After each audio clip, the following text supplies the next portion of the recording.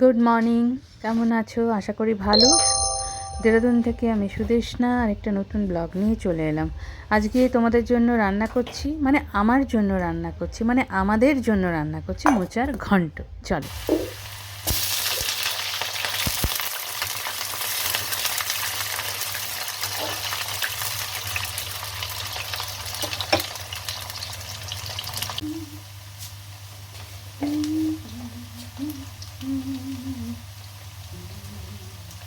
5 ফোড়ন, আর এটা হচ্ছে তোমার আদা বাটা, কাঁচা লঙ্কা,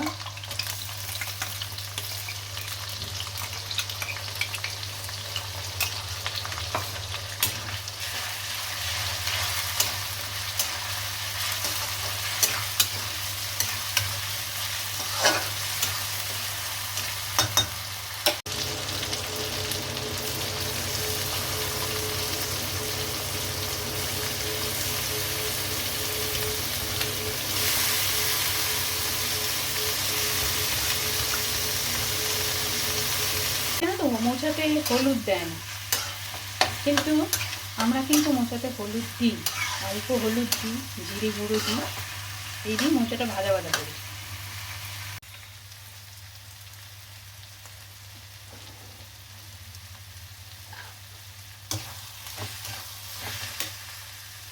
নুন, চিনি, খুব কম মশলাতে মোচা রান্না হবে, জাস্ট মোচার স্বাদটা যেন পাওয়া যায়। আর কিছু কিছু মশলা দিলে তো মোচার স্বাদটাই পাওয়া যায় না। এটা কিন্তু চিংড়ি মাছ করলে খুব ভালো হয়, কিন্তু চিংড়ি মাছ আজকে নেই, তাই আলু দিয়েই রান্না হচ্ছে।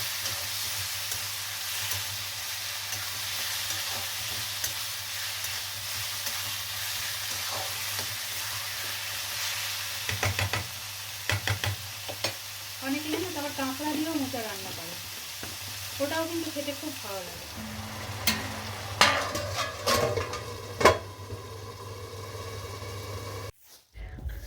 আজ না এই জায়গাটা একটু পরিষ্কার করার খুব দরকার ছিল, কারণ কালকে গাছপালা কেটে গেছে, এত পাতা পড়ে আছে জায়গাগুলোর মধ্যে। আর ওদিকে মোচার ঘন্ট বসিয়ে এসেছি, তাড়াতাড়ি করে এখানটা পরিষ্কার করে কোনো রকমে চলো যাই, আবার ভেতরের দিকে যাব, গিয়ে তরকারিটা দেখতে হবে। আর সবচেয়ে বড় কথা কী জানো, দেখেন একটা বিয়েবাড়ি চলছে পাশেই, কিছু বলাও যাচ্ছে না, এত জোরে জোরে গান বাজিয়েছে সব। চলুক, কী আর করা যাবে বল।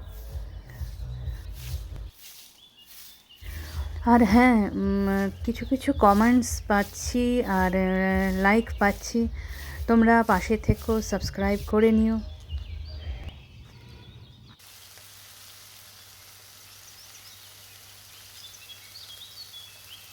আর একটু দেরি হলেই মোচা পুড়ে যেত। এই দেখো মোচার ঘন্ট রেডি।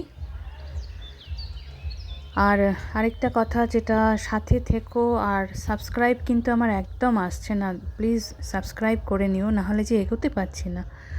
ভালো থেকো, সুস্থ থেকো, আবার দেখা হবে, টাটা।